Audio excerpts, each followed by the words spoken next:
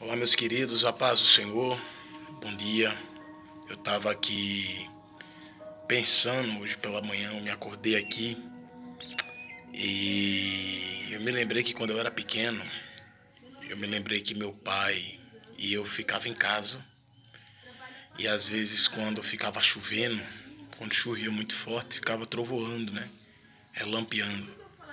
E eu me lembro que eu ia pra porta da janela olhar. E quando o trovão era muito forte, eu corria para debaixo da mesa, ficava com medo, chorava, gritava.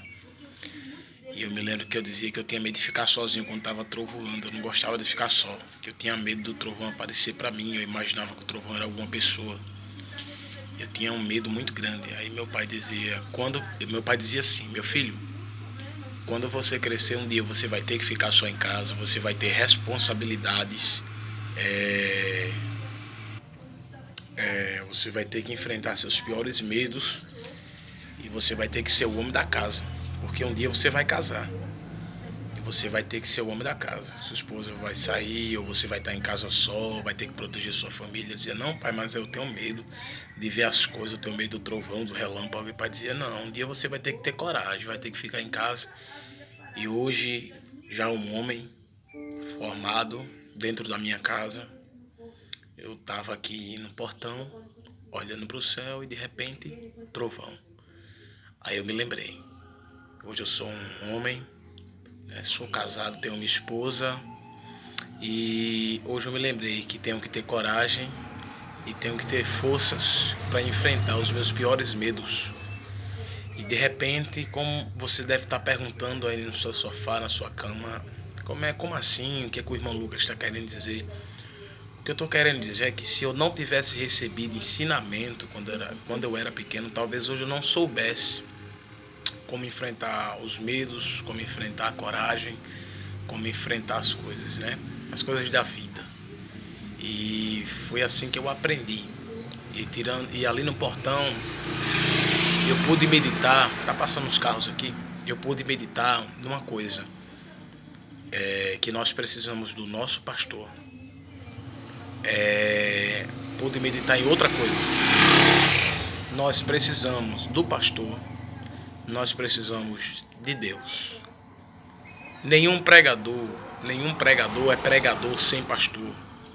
Nenhum pregador é pregador sem Deus. Sem pastor e sem Deus a gente fica sem direção. Não caia nessa de sair por aí ouvindo e indo pela cabeça de pessoas dizendo que não tem pastor, que é desigrejado, que não tem igreja. Não, irmãos.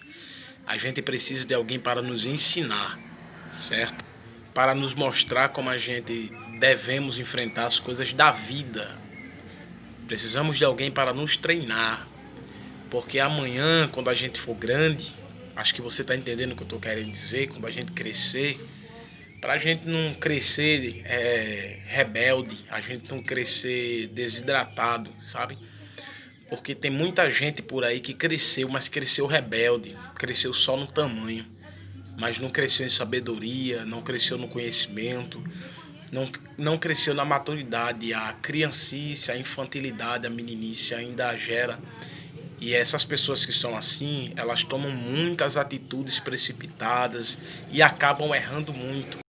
E um dia meu pai dizia que eu ia enfrentar a fila do banco, que eu ia andar no sol quente, que ia ter dia de eu andar a pé, mais de 2 léguas, 40 léguas, ia andar muito para resolver as coisas. E hoje eu já andei, já enfrentei fila, já passei coisa pior do que o que meu pai falava que eu ia enfrentar quando tivesse mais velho, com as responsabilidades de marido, de homem da casa.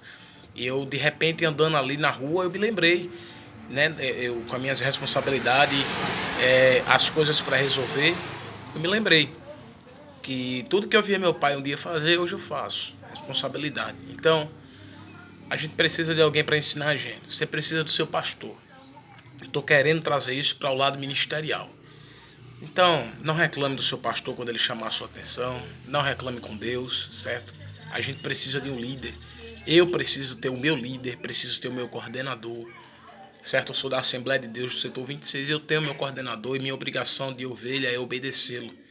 Então eu louvo a Deus pela minha liderança, porque eles me ensinam. Se eles disser que não é não, Se eles disserem que eu posso ir, eu vou. Se eles disserem que eu não vou, eu não vou. E se eles disserem que eu fico calado um tempo, eu vou ficar calado um tempo. Mas a minha obrigação aqui é obedecer. Porque foi eles quem Deus pôs a responsabilidade de ser o anjo da igreja, não fui eu.